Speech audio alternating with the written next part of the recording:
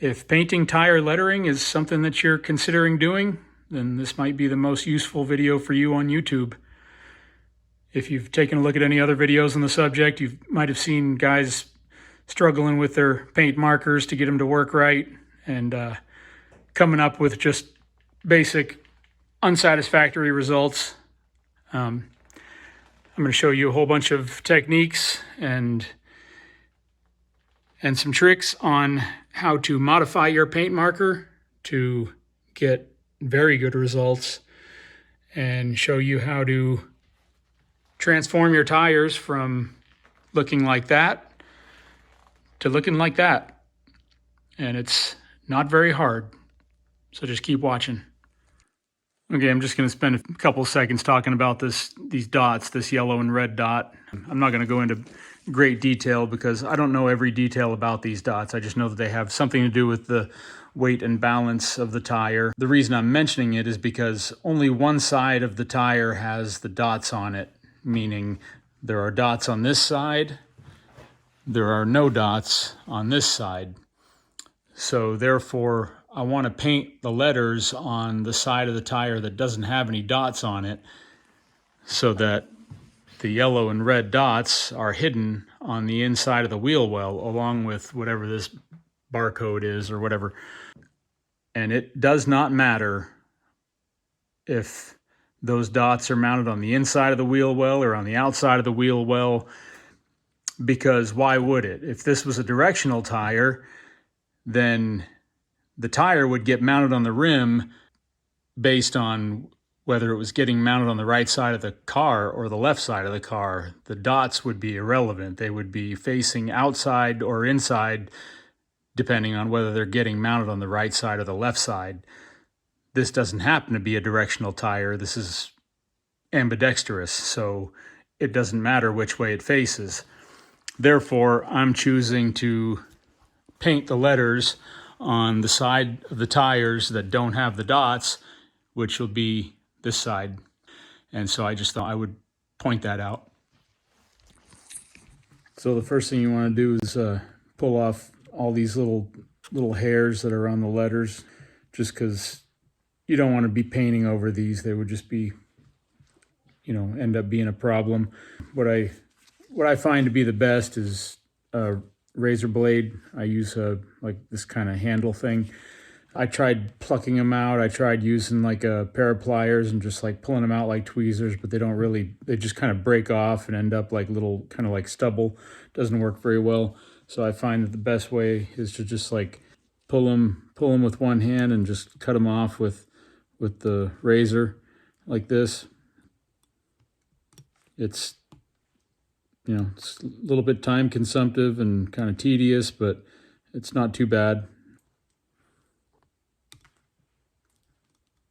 Just go along, and before you know it, you're all done. It's pretty easy, and it just makes life easier just to get rid of them.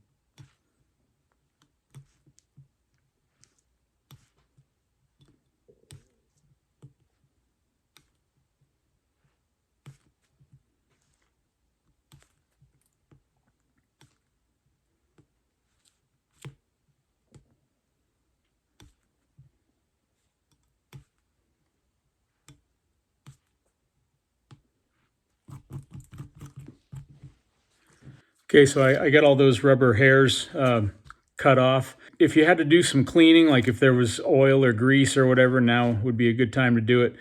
I don't really know what the best thing to use. Maybe, I don't know, maybe soap and water would be the best. Brake clean, possibly, I don't know. I've seen on at least one other video, somebody said to use acetone. I don't know if that's really the best thing, and I'll show you why. I have some acetone in this spray bottle right here, and I got a rag, and what happens, what I've found when I wipe this tire with acetone is it leaves like a white chalky residue, and I'll show you.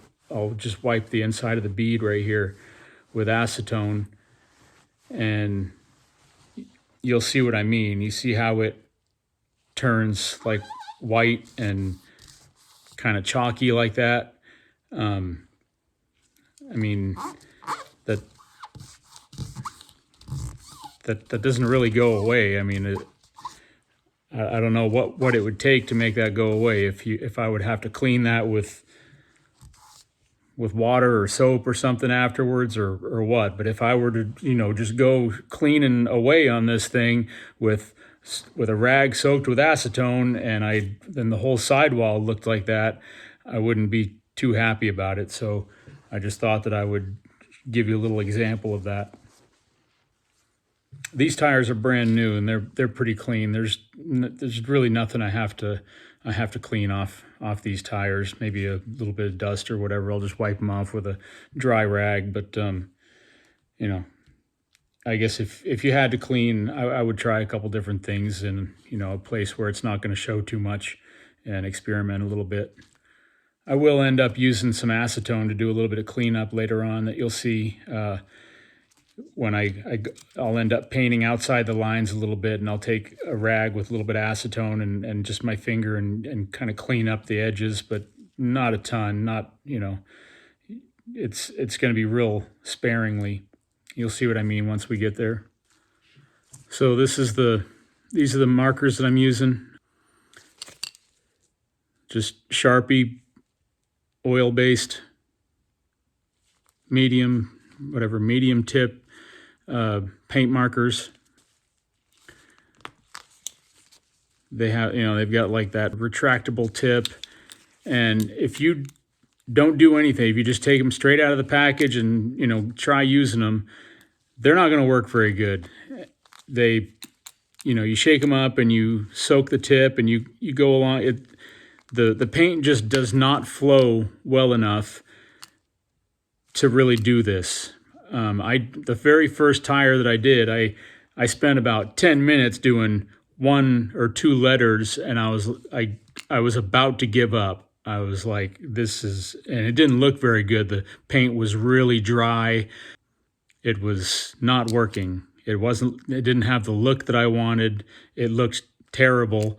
And I was like, this is not what I want. I'm going to stop right here. I'm going to clean out whatever paint I applied, and I'm calling it off. And I was like, well, let me see if there's some way that I can modify this a little bit and maybe make it work a little bit better. And it changed everything. And I'm going to show you exactly what you have to do to this to make this work for this type of project. So, the very first thing you're going to want to do before you even do anything with this marker is to take this tip, this red part off, or whatever color you have, and it just unscrews. But it's a left-handed thread, so in other words, instead of unscrewing it, by turning it counterclockwise, you would turn it clockwise, and it's kind of tight, so I'm using a pair of pliers to break it free. Okay.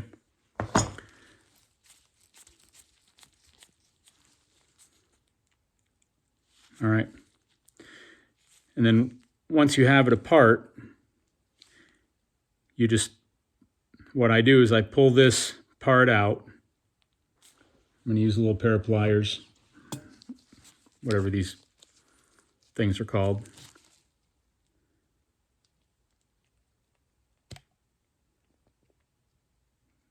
Okay, you make sure you're holding this thing upright because this is full of paint. You don't want to dump it.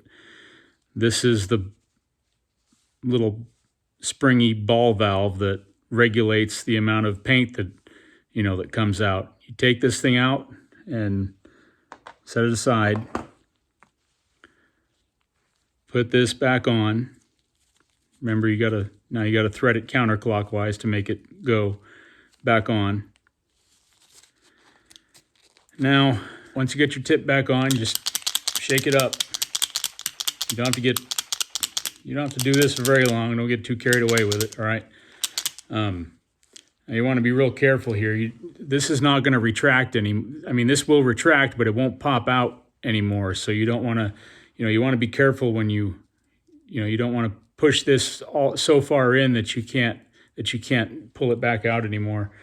So now, you can already see that the paint is starting to flow out.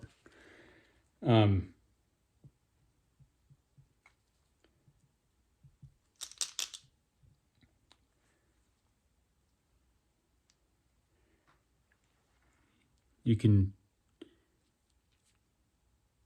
see it's really, try to make it focus here. You can see it's really soaking the tip of that marker. And so now basically the way this works is you're gonna dab the tip of that marker inside that letter, and it's gonna kind of flood that whole letter full of paint. And you're just gonna go around and kind of fill that letter full of paint, then move on to the next letter. Maybe, tap it a little bit to keep the paint flowing.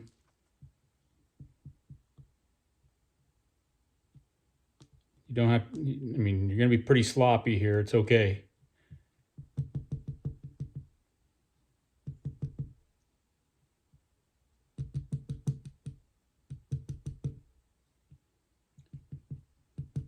Main idea here is to just fill up these letters with paint. And hopefully you got tires that have like where the letters are outlined, and the raised part is outlined, and the inside of the letter is a depression, so that you can kind of fill it up. And I got to pull the tip of the marker out.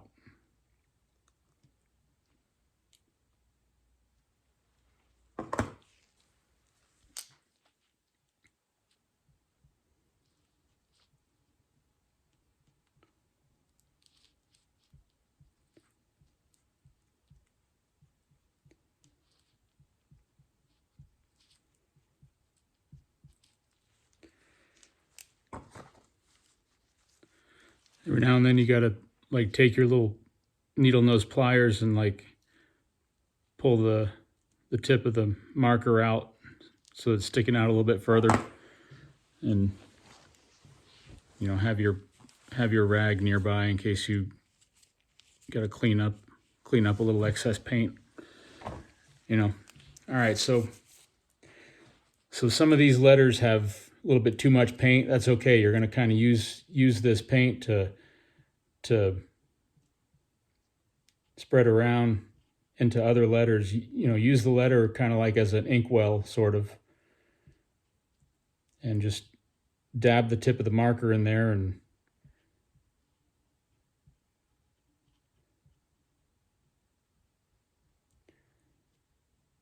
and drag that paint around.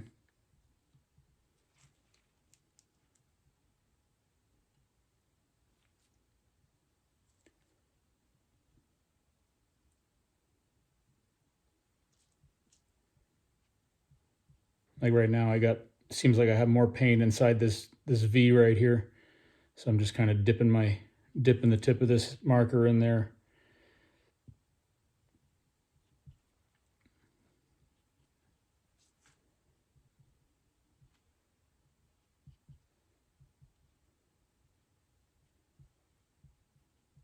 And kind of like pulling some of that paint out. Because if I push the tip of the marker, it's going to flood, some more paint's going to like flood out, which I might need to do here in a minute, but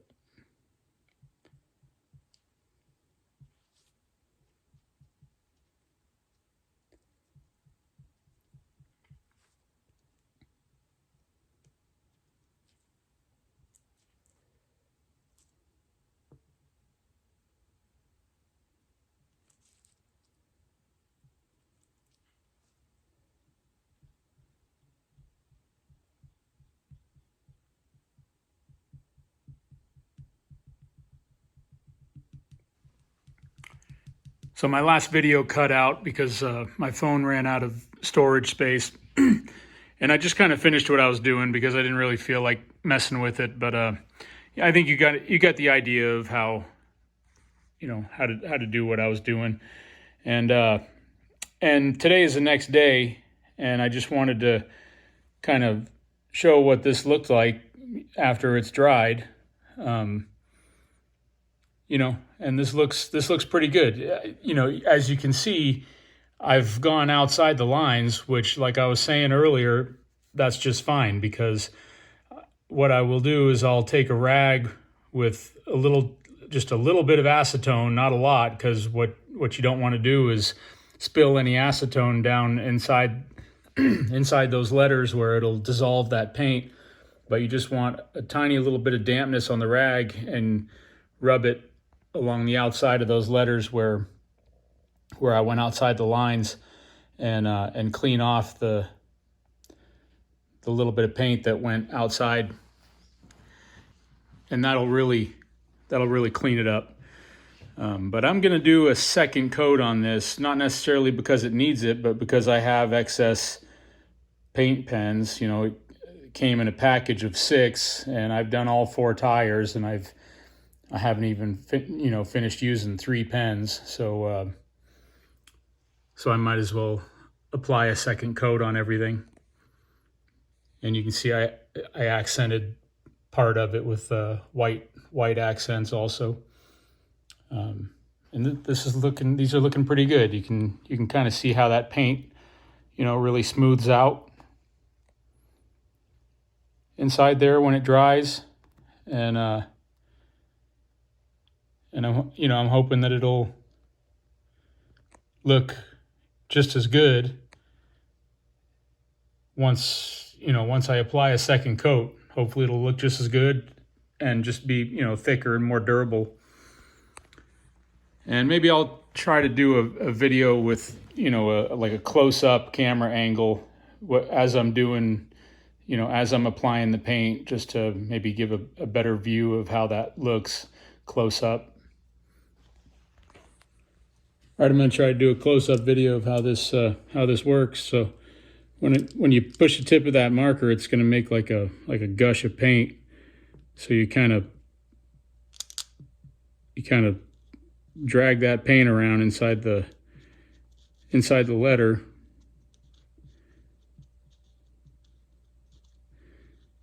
Then you got to, you know, hold the marker horizontal so it doesn't keep dripping out.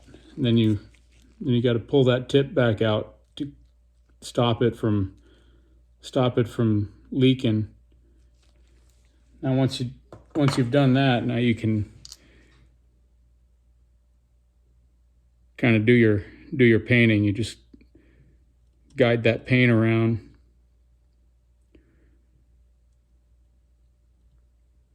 To where it needs to go, all the way out to the edges. You know, make sure you get all up the sides of the edges and everything. If you have a little bit too much, like I have a little bit too much right here, I'll kind of like dab that and drag it over to the next letter, just so I don't have an excessive puddle of paint inside that letter. Okay.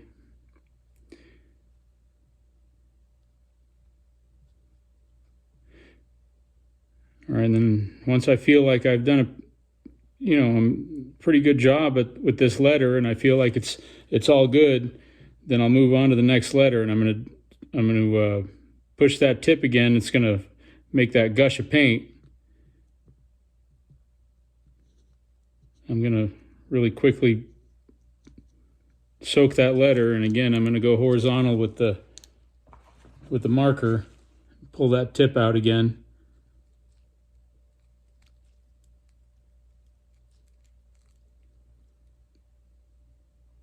To stop it from leaking.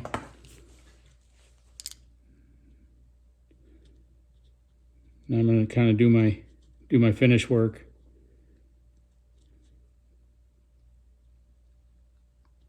If I have a little bit too much, I'll take it over to the next letter.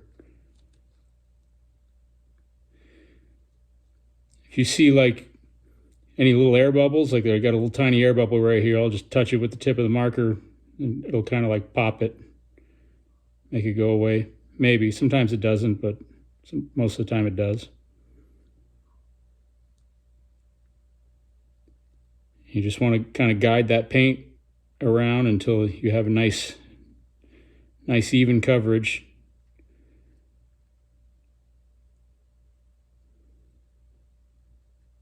You want to avoid, like, see, I got like a streak like that where I drug it a little too hard and it pulled the paint away. You want to make sure you fill that back in. Takes a little, there's a little bit of getting used to get the hang of everything.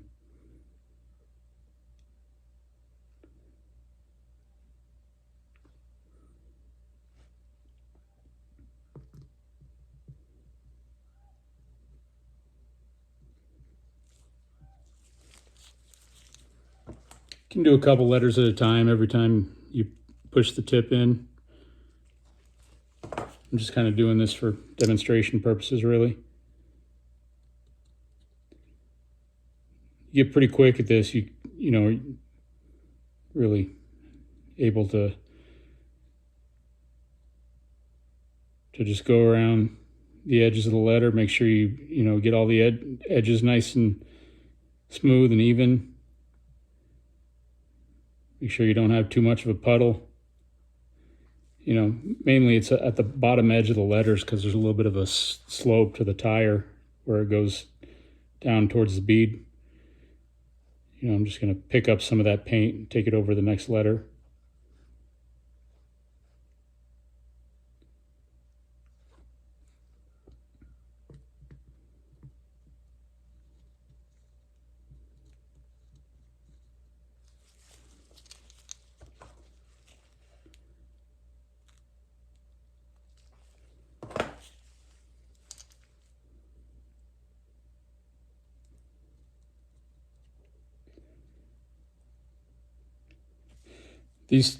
This part right here where I don't have an outline and I have like a raised surface that I'm painting on, it's much harder to do than the letters that I'm doing here, where I have a kind of a hole that I'm painting in. It takes a lot more, patience and attention to make sure that you're not applying too much paint and it's running down the sides, and it's, if you have letters that are raised, you're gonna have a whole lot harder time to do this type of thing. It all depends on what kind of tires you have.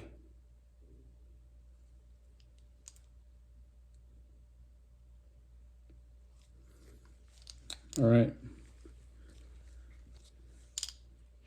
I'll just show you a quick example of how to do this raised part. Definitely don't want to dab you don't want to push in the tip of the marker here because you're going to just flood this whole thing. It's going to be terrible. But just lightly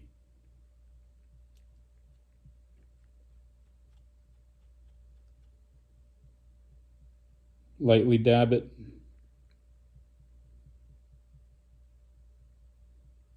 Make sure you're not depositing too much paint, kind of working from the middle of the section out away towards the edge, like out towards the tips, I guess.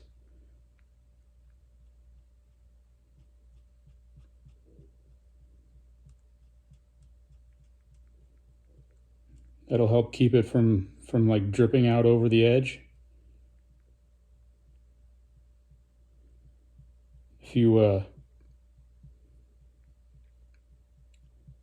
If it happens to spill over the edge a little bit, it's nice to have some cotton swabs handy. Just grab a cotton swab and you can kind of like clean it up a little bit as you go. Especially if I were to get some red on this white part, I can dab it up with a cotton swab. All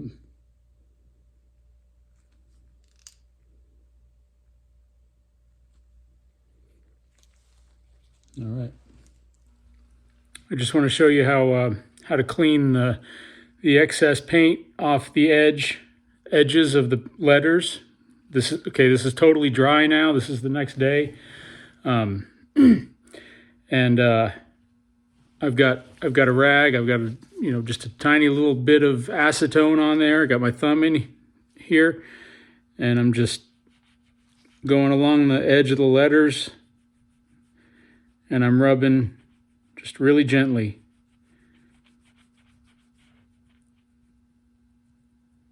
I don't have very much acetone on the rag. You definitely don't want to overdo it with the acetone, because if you squeeze that rag too much and a drop of acetone goes down, drips inside that letter where all that red paint is, it would start to dissolve that, and it would probably make a mess.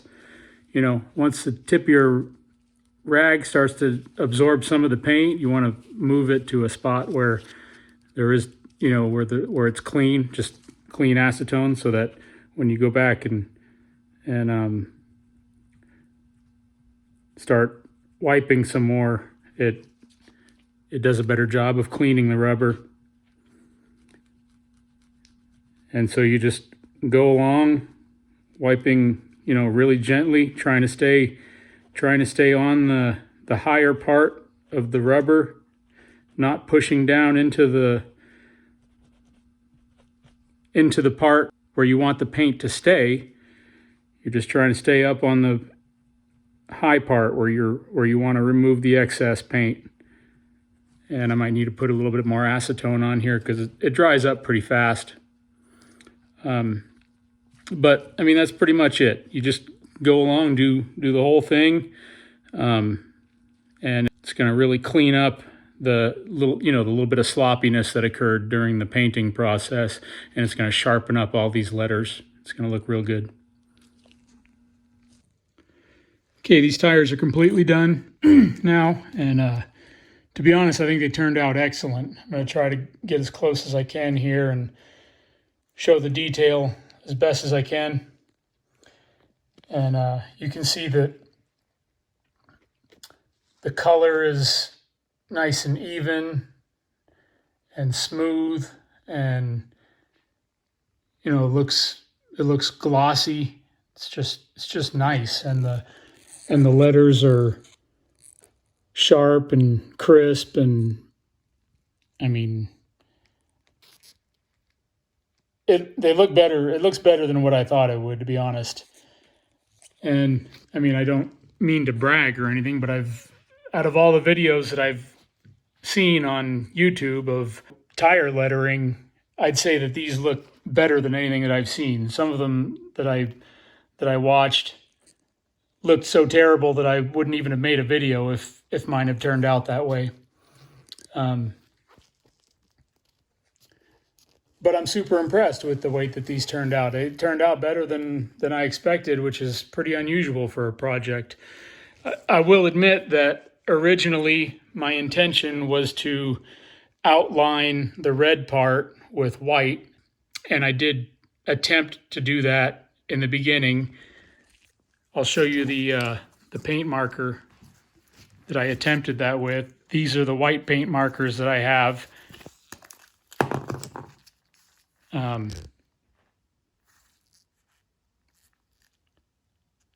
Bold tip.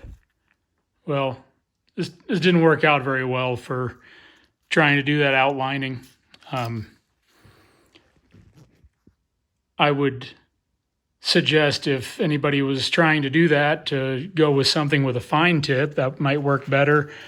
I just think that it looks good enough the way it is that I'm not going to bother to do that. I think that just the red looks good.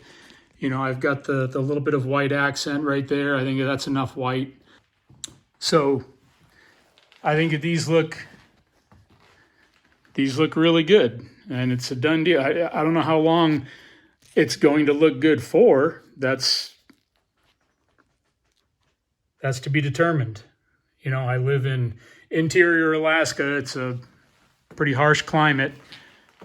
We just went through a cold snap where the temperatures were, you know, 40, 50, 60 below zero. And it gets hot in the summertime into the high 80s and 90s sometimes. So who knows what's going to happen. Would I do this again? Maybe.